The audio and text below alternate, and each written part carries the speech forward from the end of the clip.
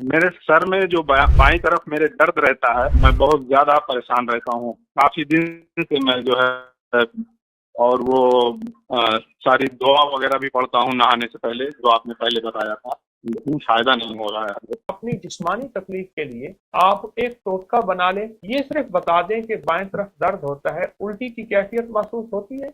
नहीं, उल्टी की कैफियत नहीं होती है। सूरज निकलते वक्त और ढलते वक्त।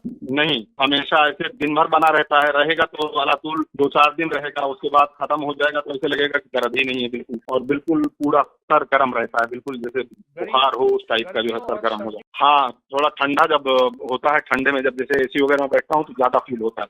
आप ऐसा करें, एक दवा है, अगर अभी समझ ना आए तो आप फिर रिकॉर्डिंग सुन के भी फिर उसको लिख लीजिए।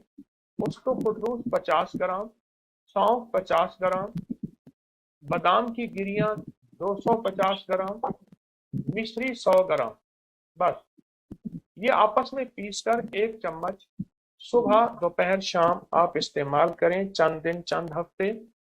और नाक में जैतून का तेल डालें, अगर उसके ऊपर 1001 बार काफिरून सूरत पढ़ लें तो बहुत बेहतर है। इस वीडियो को लाइक, सब्सक्राइब और शेयर लाजमी करिएगा।